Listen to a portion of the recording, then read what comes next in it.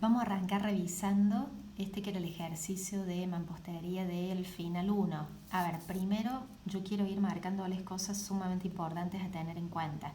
Lo primero que ustedes tienen que ver, primero aparte de cómo es la planta, de qué tipo de mampuesto estamos hablando. Que si ustedes se fijan, acá dice ladrillos cerámicos huecos de 18 y de 0,08.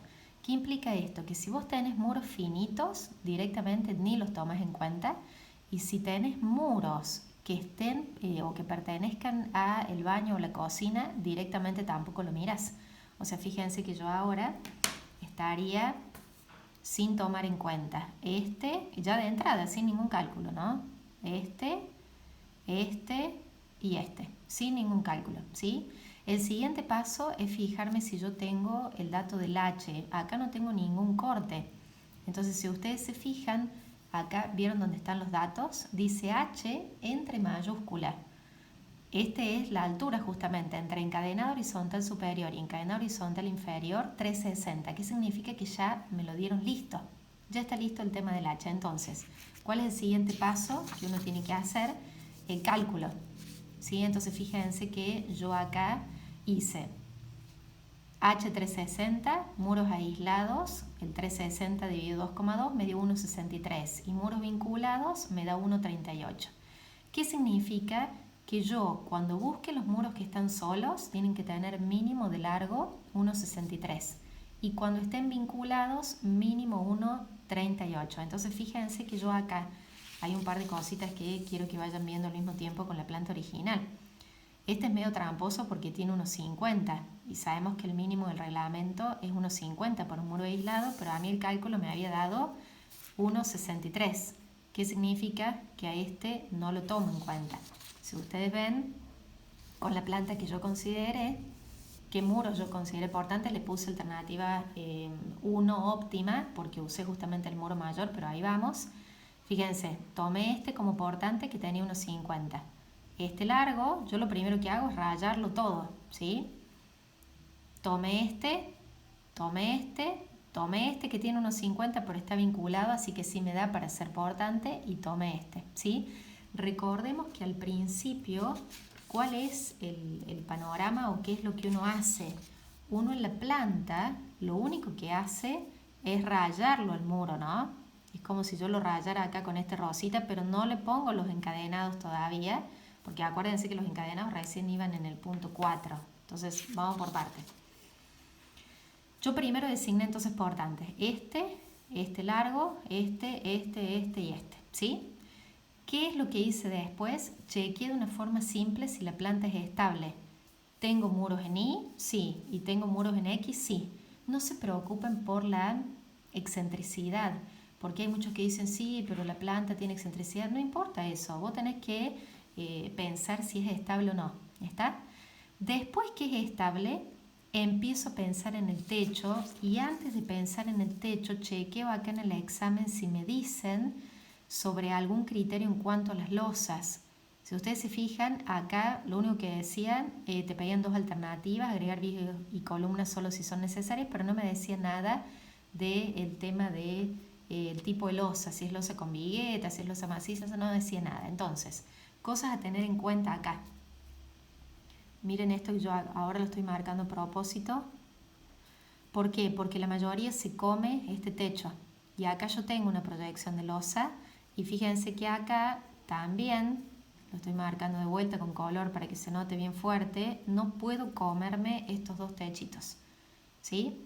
Entonces, ¿cómo va a ser el criterio y cómo yo decidí el primer diseño de manera óptima? ¿Por qué le puse óptima?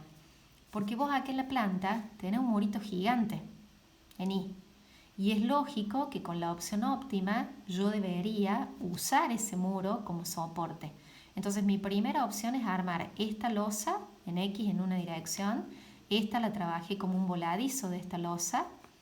Y esta, fíjense, la forma acá de la plantita es rectangular, donde la luz más chiquita es este sentido, el de X. Por eso lo armé a la losita 3 armada en X en una dirección. Y este es el voladizo de esta losa. De ninguna manera yo puedo tener una losa en Y, a lo mejor si yo lo hubiera armado en Y y tener un voladizo en X. ¿Se entiende? O sea, la idea es que el voladizo sea voladizo ¿de quién? De la losa que tiene al lado. Entonces, lo primero que yo pensé, dije, bueno, puse los símbolos y la pienso en armar. Le puse el símbolo y dije, bueno, ahora tengo que ver qué pasa con los apoyos. En esta losa 1, yo acá tengo este muro, estoy de 10, pero acá no tenía nada. Tengo este muro y acá que hice, le agregué una viga, acá le agregué una viga y acá le agregué una columna estructural. Si ustedes recuerdan, en la plantita original, fíjense que estábamos acá, este era un muro pero no era portante. Entonces lo que yo estoy haciendo es esconder esa columna estructural donde en un muro que no es portante, ¿sí? Ese es el criterio. Esta es la losita 1, la losita 2, esto es borde de losa, no me hace falta agregarle ninguna viga, esto es borde de losa y obviamente que esto también el bordecito es de losa nada más, ¿sí? Una línea simple, acuérdense que en planta de estructuras es todo línea llena, ¿sí? Esta losa 3 está armada en X, ya acá tenía esta viguita, entonces me voy a donde, agregar esta viga que me faltaba, esta va a ser un borde de losa porque no tengo apoyo de losa ahí, y esta losa 4 que es voladizo de la losa 3 y esto es borde de losa, una sola línea. Una recomendación especialmente por el tema de agregar vigas de más, no agreguen vigas de más, ¿sí? Tengan en cuenta que siempre los enunciados te dicen lo justo y necesario, lo que vos tengas que agregar y nada más, ¿sí? Esto en cuanto al armado de la losa y después con el encadenado, ¿qué es lo que hice yo? Primero agarré y tenía los muros portantes y puse este, que es encadenado vertical, fíjense que es distinto el nombre de la columna con el encadenado vertical, ¿no? Son dos cosas distintas, si bien gráficamente las dos se lavan, pero son dos cosas distintas. Encadenado vertical, este no lo había puesto todavía porque fíjense que todavía no he hecho el cálculo, es el intermedio, ¿no? Encadenado vertical, encadenado vertical, encadenado vertical, encadenado vertical, vertical, vertical y vertical y puse como referencia que todos los que tengan este rayadito así inclinado llevan encadenado horizontal superior e inferior, ¿sí? Una aclaración, que por ahí muchos suele ser una pregunta por ahí típica. Yo acá tengo una viga y tengo otra viga que me cae en el muro, entonces hay muchos que me suelen preguntar, ¿es necesario que yo le agregue una columna estructural acá? No, porque el muro es portante, entonces el muro se le banca. No tiene que caer la viga en una columna estructural, si bien a nivel de masa son lo mismo, pero los hierros son distintos entre un encadenado vertical y una columna, ¿sí? Esta sería la opción óptima con encadenados básicos. ¿Y qué es lo que hice yo después? Hice el cálculo de quién, de los encadenados intermedios, donde vos haces encadenado vertical intermedio 2 por H, eso te da un valor que es 720 o 7 metros según la zona sísmica. Y acá vamos a aclarar esto. Te dice que estamos en la ciudad de Córdoba. Si estamos hablando de Córdoba capital, el valor de la longitud máxima para los muros es de 7 metros. Entonces, ¿cuál es la idea? Que entre el cálculo y los 7 metros de tabla se elige el menor. Entonces, ¿qué significa? Que los muros mayores a 7 metros llevan encadenado vertical intermedio. Por eso es que yo le puse acá, a ojímetro en la mitad del muro, este encadenado vertical intermedio, ¿sí? Estamos el muro largo. Acuérdense que el objetivo es que se forme lo que se llama la biela de compresión, que es una línea que uno no ve, pero es una línea de esfuerzos diagonal en el muro, ¿sí? Tiene que ver básicamente con la proporción. Después, hice el encadenado horizontal intermedio, que es H sobre 1,5 y me dio 2,4. ¿Qué significa? Que los muros, cuidado con esta conclusión, menores a 2,4 de longitud llevan encadenado horizontal intermedio. ¿Quiénes me daban menores? Y me daba este y me daba este. Fíjense, yo lo estoy rayando, pero le podrías haber hecho otro color, le podrías haber puesto alguna simbología distinta. En este caso, estos eran los únicos, ¿sí? Vuelvo a repetir, esta es la alternativa óptima. ¿Por qué? Porque con esta losa estoy realmente utilizando con la carga de esa losa el muro más fuerte que yo tengo en mi planta, ¿sí? Y para la alternativa 2, para que fuera realmente bien distinta, hice algo opuesto en un sector. Fíjense que seguí trabajando con esta opción y vos me dirás, bueno, ¿podría haber dado vuelta todo? Sí, pero tengan en cuenta que ahora ellos evalúan mucho el criterio de ustedes. Entonces, yo no hubiera dado vuelta todo el sentido de las losas, ¿sí? O sea, a esta, fíjense que esta la mantuve y a esta también, y la única que di vuelta fue esta. ¿Qué es lo que hice? Esta forma, agarré y la trabajé como una sola losa en el sentido I. Entonces, ¿qué generé acá? Una viga en voladizo y le puse acá borde de losa, y acá no hace falta ninguna viga porque esta losa está apoyando en el sentido I, es decir, en este plano y en este plano, ¿sí? Esta sería la alternativa 2. Vuelvo a chequear acá. Fíjense que les decía dibujar sobre papel manteca 2 alternativas de organización del mecanismo estructural aptas para soportar cargas gravitatorias y sísmicas. C, denominar en cada alternativa las losas y muros resistentes seleccionados según las condiciones reglamentarias. Agregar vigas y columnas solo si son necesarias para soportar cargas verticales y designarlas, ¿sí? Esas son las 2 alternativas. Y después, atención con esto. El punto 4 no tiene nada que ver con el anterior, ¿no? Es otra cosa, es medio como una mezcla entre teórico y un detalle de hierros. Dice acá, con los datos brindados a continuación se pide esquematizar la ubicación y dimensiones de los encadenados en vista y planta del plano de mampostería brindado. Graficar en una escala conveniente los detalles de los encuentros encerrados en los círculos, sabiendo que la fundación es una plantilla de 0,50 por 20, 0,50 el ancho de la plantilla y 20 la altura de la plantilla. Dice acotar, suministrar todos los datos necesarios, en fin. Hay un detalle sumamente importante acá. Fíjense que dice que esto es de ¿cuánto? De 27. Y acá vieron que dice paramento de ladrillo visto. Yo siempre les digo, las letritas chicas son súper peligrosas en el final. ¿Qué pasa si es ladrillo visto? Si a mí el cliente me dice, che, arquitecto, haceme una casa con ladrillo visto, es porque no quiere ver los encadenados. ¿A quién quiere ver? Y quiere ver el ladrillo. Entonces, ¿cuál sería el planteo y la gráfica acá? Fíjense, yo se las he hecho acá muy simple, pero se las muestro acá. Acá yo pondría un encadenado, pero en vez de ser cuadrado, va a ser rectangular, porque esta partecita tiene que ser justamente vista. Entonces el encadenado puede ser de 18 por 27 o puede ser también de 18 por 40. Ya eso lo vamos a chequear en unas hojitas teóricas que lo vamos a ver, ¿sí? Puede ser también de 18 por 40, 18 por 27, 18 por 40, ¿sí? Yo vería acá, en este caso en vista, acá teníamos de 20 la plantilla, acá esto sería de 20 en realidad, porque les puse ahí de 25 que es lo típico, pero en el caso de ustedes sería de 20 porque se los han dado ahí en el enunciado, ¿sí? Es como que sería la vista y en la plantita, nada más. Eso solo te dice acá y después te dice graficar en una escala conveniente los detalles de los encuentros encerrados en los círculos. Primero, vos harías el encuentro del encadenado horizontal y el vertical, tal cual como ustedes lo han visto en los videitos. Recuerden que la esencia, y ahí quiero recordarles un poquito esto. Nosotros tenemos el encadenado que es así. La esencia, acuérdense cómo lo graficamos. Veníamos con la armadura así, levanto y vuelvo, ¿sí?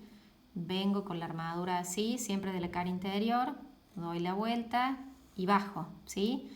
Este, que es el anclaje, suele ser aproximadamente 50 centímetros y esta partecita desde acá hasta acá aproximadamente 50 centímetros, ¿sí? Y después, ¿qué pasa? Que vos no te podés quedar ahí simplemente con esto sin hierro. Entonces lo que uno hace es, viene así, se lo estoy haciendo con mucha separación, pero es para que se den cuenta. Perdón, que era hasta ahí nada más, se me fue. Y después, este de acá arriba, vengo así, doy la vuelta y llego. ni siquiera se fijan mucho en el hierrito que yo les he puesto como rosa, pero sí se dan cuenta en el primero que les hice, que es este tipo de nudo. Es como si vos enhebraras ahí después los hierros que van a venir y que se van a vincular justamente en ese nudo, ¿sí? Esta sería la armadura longitudinal, pero vamos a recordar también que al margen de la armadura longitudinal nosotros vamos a tener los estribos, y los estribos decíamos que graficamos acá como una especie de cruz y después los hacemos ahí, cerquita, cerquita, cerquita. ¿Por qué es tan cerquita? Porque cerca del nudo tenemos mucho esfuerzo de corte, ¿sí? Yo se lo estoy haciendo acá muy improlijo, pero es para mostrarle básicamente lo de los hierros nomás. Como que estamos cerquita ahí, acá lo prolongo para que se enganche, ahí, ahí, ahí, cerquita, yo me dirá cerquita, hasta donde esto, desde la cara interior, voy a medir acá aproximadamente 60 centímetros, que es lo que se llama la zona crítica. Y desde acá hasta donde estén cerquita también, aproximadamente 60 centímetros, que es la zona crítica. Y a partir de ahí viene lo que se llama la zona normal. Esto es zona crítica, esto es zona crítica y esto es zona normal. ¿Sí? ¿Estamos? ¿Qué pasa con esto? Si ellos te dan los diámetros de los hierros, vos los tenés que poner. Si no, no. Simplemente se deja como el esquemita y nada más. Vuelvo a aclarar acá. Acá te decía graficar en una escala conveniente los detalles de los encuentros encerrados en los círculos, sabiendo que la fundación es una plantilla de 0,50 por 20, y acá te daban una serie de datos que eran 2 planillas, y ahí vamos. Yo creo que por eso también la había puesto de 25. Fíjense acá, esta planilla cambia un poquito ahora, ya la vamos a ver al nuevo Excel de los encadenados, pero la esencia es la misma. Vos tenés acá un encadenado horizontal que la dimensión es 25, y fíjense que dice encadenado horizontal 1 y 2, los dos son de 25. Acá, si bien te decía que la plantilla era de 20, suele pasar a veces esos errorcitos en el mismo examen, que a veces son 2 medidas distintas. No pasa nada porque ellos toman en cuenta el criterio que vos has tenido, ¿sí? Así que con eso no pasa nada. Supongamos, creo que por eso le había puesto yo en el dibujito 25. Quiero que interpretemos esto. Acá me dice F-long, esa es la armadura longitudinal, son 4 barras del 8 en uno y 4 barras del 10 en el otro. Generalmente el horizontal inferior es el que aguanta más esfuerzo. Entonces acá incluso, vieron que acá dice encadenado horizontal, este sería el 1. Esto es tal cual en el examen real de la cátedra, y esto es el 2. Yo por las medidas acá me voy a dar cuenta que el 1, que tiene 4 barras del 8, es el de arriba, y el 2, que tiene 4 barras del 10, porque es un esfuerzo más grande, es el encadenado horizontal de abajo, ¿sí? Y fíjense que dice acá, este es el horizontal, y dice estribos, zona crítica, estribos del 6 cada 10, y del 6 cada 10, y en la zona normal del 6 cada 20. ¿Qué significa? Siempre la zona normal, la separación de los estribos es el doble de la zona crítica. Este es el encadenado horizontal. Y en el vertical tenemos que son 4 barras del 8, o sea que si este, por ejemplo, es el encadenado horizontal superior y este es el encadenado vertical, yo en el vertical acá tendré que haber acotado 4 barras del 8. Y en el horizontal superior también tenía 4 barras del 8, ¿sí? Y si yo quisiera el encadenado horizontal, la zona crítica era estribos del 6 cada 10. O sea que yo acá, esto podría haber puesto estribos del 6 cada 10. Y la zona normal, que era estribos del 6 cada 20. ¿Sí? Esto es en el nudito de arriba, y después en el nudito de abajo, que acá estas son las fotitos que yo les he subido ahí. Ahí tenemos la unión, tienen las dos uniones en realidad, justamente con la plantilla, y se hace como el ensamble o el anclaje entre los hierritos de la plantilla con el vertical, ¿sí? Ese sería el criterio de cómo resolver la parte de mampostería de este final.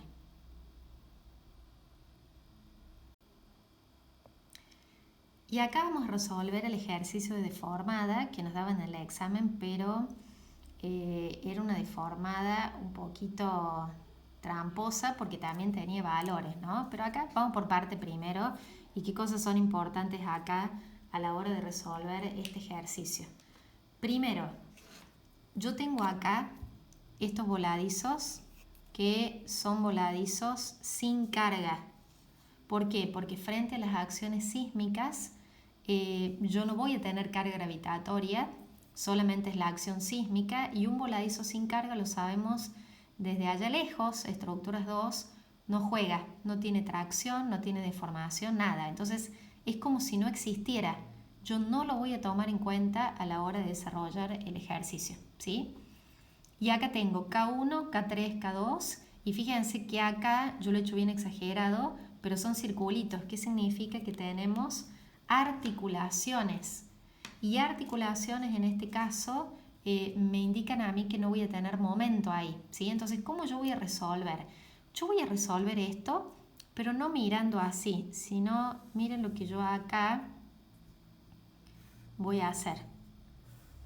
Me voy a imaginar esto, como que acá tengo esto, recuerden los videos de formada que les hago razonar yo con los espesores, ¿sí?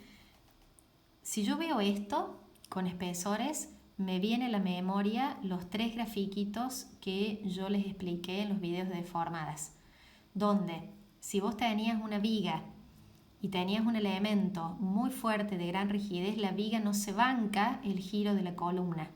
Entonces, ¿qué implica eso? Que el ángulo es grande. Si tenés más o menos de la misma medida, el ángulo es como un intermedio, pero siempre recuerden la relación, y yo les hago siempre como esta ayudita para que ustedes vean el espesor y nos demos cuenta mejor. Entonces fíjense, si yo acá tengo un elemento de gran rigidez, vos me dirás sí, pero yo tengo 2 vigas que lo restringen, sí, pero ante la diferencia de los K gana y es más fuerte esa diferencia de los K que el grado de restricción. Entonces fíjense que yo acá me imagino que este ángulo es grande.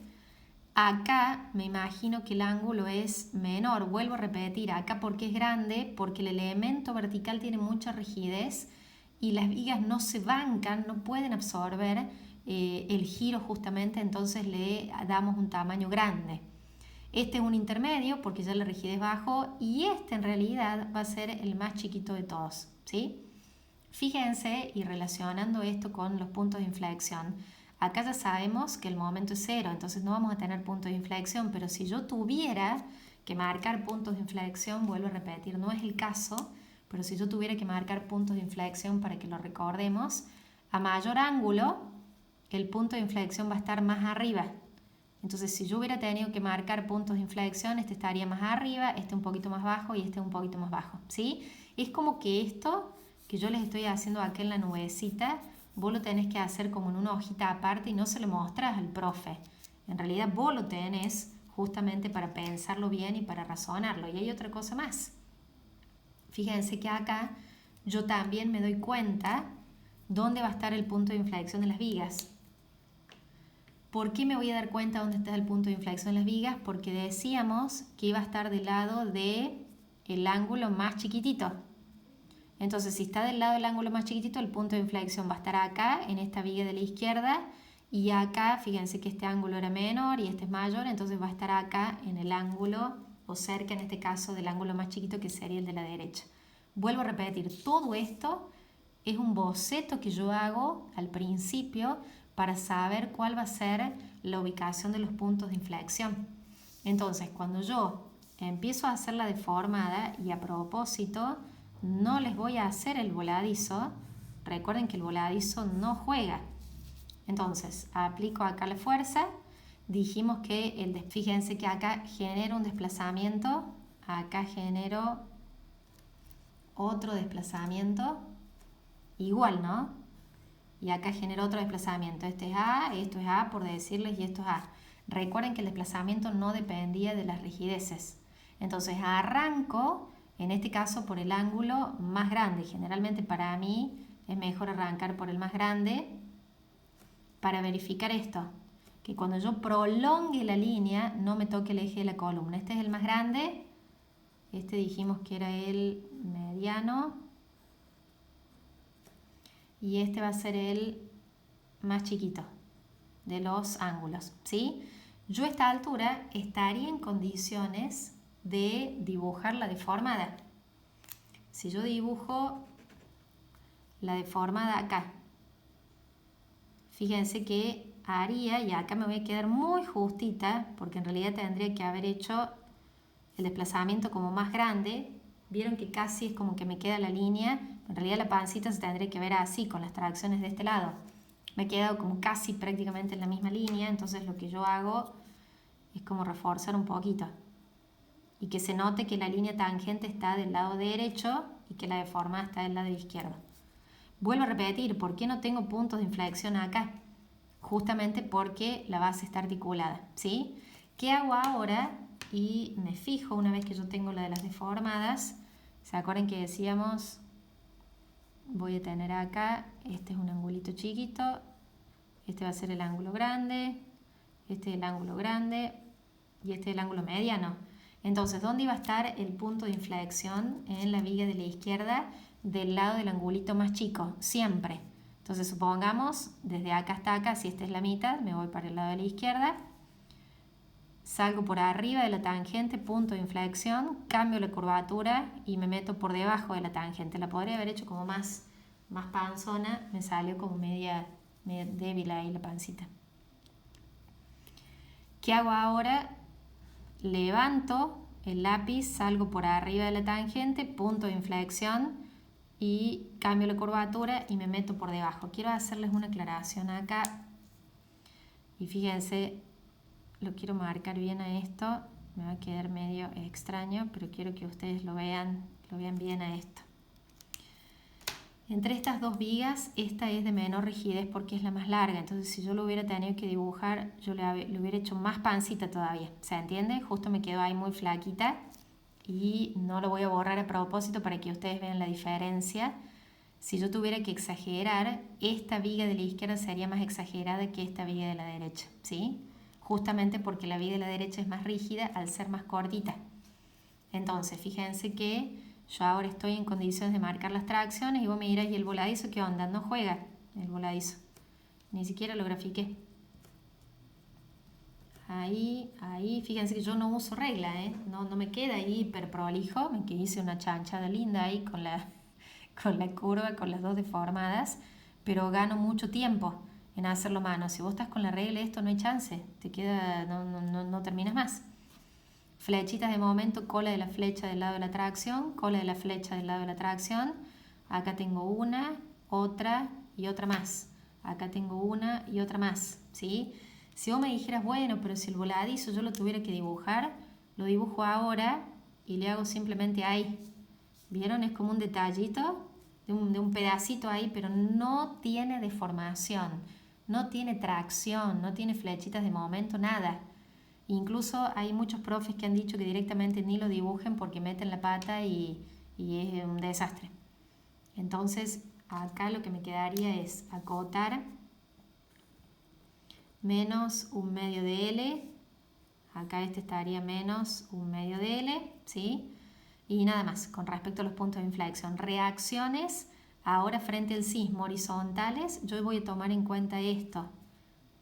Fíjense el tamaño lo hago en relación a los K.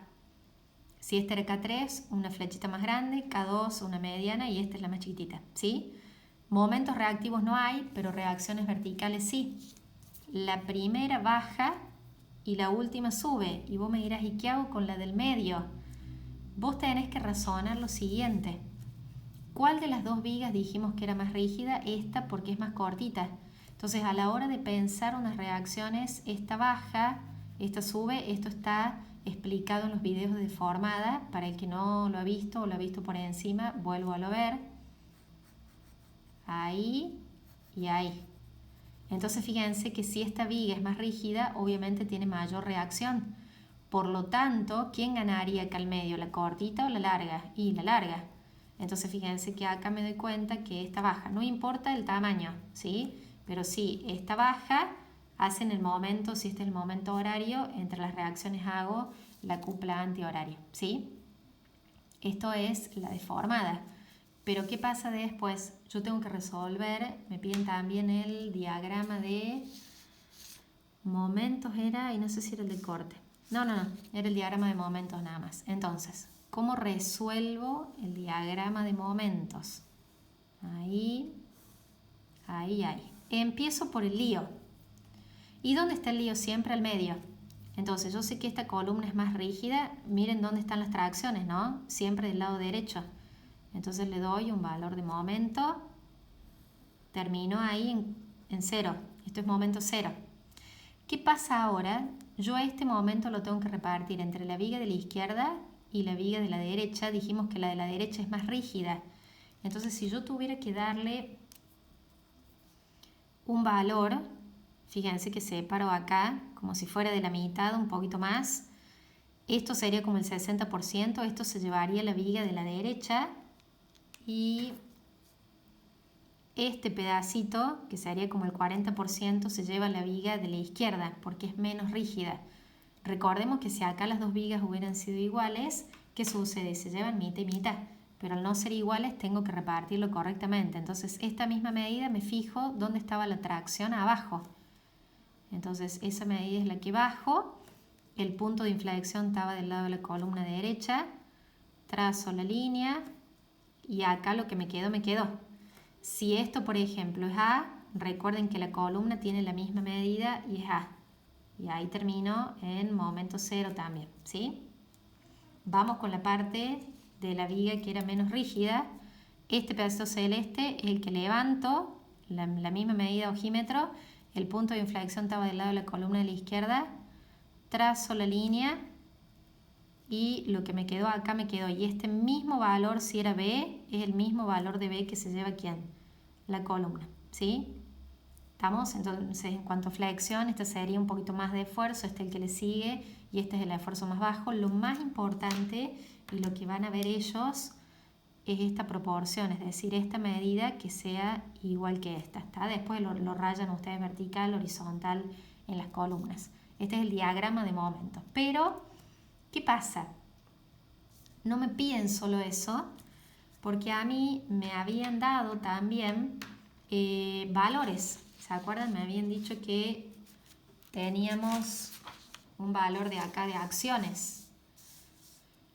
Fíjense, me decía trazar la deformada comparando los giros de los nudos, la ubicación de los puntos de inflexión, señalando la posición de las tracciones, el B dibujar las reacciones, el C dibujar el diagrama de momentos y el D verificar la estabilidad del conjunto. ¿Cómo yo verifico la estabilidad del conjunto? Y con cálculo, ¿sí? Porque acá nosotros vamos a tener esto. Ahí. Recuerden que los voladizos no juegan, simplemente lo estoy dibujando porque era el esquema original. Teníamos esto que era 6 toneladas y vamos a recordar algo. Me decían que esto valía 4 toneladas. Y desde acá hasta acá, vamos a ver las cotas. Esto era 6 metros, esto era 3 metros y acá teníamos 3 metros y recordemos que esto era K1, esto era K3 y esto era K2. Para que yo verifique la estabilidad del conjunto, tengo que trabajar con las ecuaciones de equilibrio, sumatorio de fuerzas en X, sumatorio de fuerzas en Y, sumatorio de momentos. La primera siempre es la más fácil, trabajar con sumatorio de fuerzas en X igual a 0. ¿Y cómo hago yo eso? Yo tengo una acción de 6 toneladas. Esta que tiene K1 se lleva una parte de las 6. La que tiene K3 se lleva 3 partes de las 6 toneladas. Y la que tiene K2 se lleva 2 partes. O sea que a 6 toneladas lo tengo que dividir en 1 y 3, 4 y 2, 6. ¿Qué es lo que hago? 6 toneladas dividido 6, que esto sería la sumatoria. Uy, me salió raro el signo, pero bueno, ustedes ya se acordarán quién es eso de la sumatoria. 6 dividido 6 me da 1 tonelada. ¿Qué significa entonces? Que esta resiste 1 tonelada, esta resiste 3 toneladas y esta resiste 2 toneladas. Es como una regla de 3, un razonamiento de en cuántas partes se divide mi acción dependiendo la rigidez. Entonces, la primera, que es sumatoria de fuerzas en X, yo que tendría que hacer más 6 toneladas, que esa es la acción, menos 1 tonelada, menos 3 toneladas, menos 2 toneladas igual a 0, es la primer verificación sumatoria de fuerzas en X igual a 0, ¿sí? ¿Qué va a pasar ahora? Porque yo tendré que hacer la sumatoria de fuerzas en Y. Pero ¿qué es lo que sucede? Yo sé que esta fuercita bajaba y esta también sé que bajaba porque lo razonamos en la deformada, pero yo no puedo tener dos incógnitas. Entonces, mucha atención con esto. Yo voy a usar el concepto de momento de vuelco y momento equilibrante para sacar esta que va a ser mi incógnita. ¿Y cómo va a ser esto? ¿Qué es el momento de vuelco? El momento de vuelco es la acción del sismo por la altura. En este caso cuando trabajamos con un nivel. Entonces sería 6 toneladas por 3 metros. Esto me da más 18 tonelámetros. ¿Por qué más 18? Porque el sentido del sismo en este caso es horario, viene de izquierda a derecha. ¿Qué sucede? Este es el momento de vuelco. Y yo tengo que suponer que todas las reacciones, la suma de todas las reacciones tienen que equilibrar ese momento de vuelco, entonces se llama el momento equilibrante, el que va a contener a todas las reacciones, y yo, para que esta estructura funcione, ya tengo que dar por descartado que valen lo mismo. Recordemos esto, el momento de vuelco considera la acción del sismo y el momento equilibrante considera las reacciones. Entonces vos me dirás, bueno, pero ¿y esto con qué se come o de qué me va a servir? Yo ahora voy a hacer esto. Yo me voy a parar acá, en este punto A, y voy a mirar solamente la parte de abajo, que son las reacciones. Si vos estás parado en A, esta fuercita que pasa por el punto se anula. ¿Por qué se anula? Porque la distancia es 0. Entonces a esta no la tomo en cuenta. Y las 3 horizontales, en este caso, van a pasar también por el punto A, porque su recta de acción pasa por el punto A. Entonces también se anulan. Atención, mucho cuidado con esto. Para calcular el momento equilibrante en una estructura, vos te parás en el punto más bajo de la estructura, generalmente es el punto izquierdo, el más bajo de la izquierda, y se anulan siempre todas las reacciones horizontales y la reacción vertical que pasa por el punto, justamente porque la distancia es 0, pasa por el punto, ¿sí? Entonces, ¿qué es lo que me va a quedar? Me va a quedar esta como única incógnita, ¿sí? Vamos a recordar entonces que si vos tenés que sacar el momento equilibrante, se anulan todas las reacciones horizontales y la vertical que pasa por el punto, entonces me quedaría esta como única incógnita, ¿sí? ¿Qué vamos a hacer entonces ahora? Vamos a sacar el momento equilibrante justamente para despejar esa incógnita. Fíjense, yo voy a hacer acá momento equilibrante en el punto A, ¿sí? ¿A quién tengo yo como acción? Tengo esta que como gira alrededor de A, horario, entonces va a ser más X por la distancia que es los 6 metros. Después, 4 toneladas, ¿cómo giran los 4 alrededor de A? Antihorario. 4 antihorario, acuérdense que es el sentido del momento, ¿no? Menos 4 toneladas por la distancia total que son los 9 metros, y en este caso yo no tenía momentos reactivos porque las bases eran articuladas, así que es más cortito, por lo tanto queda ahí el cálculo. ¿Qué va a pasar entonces ahora?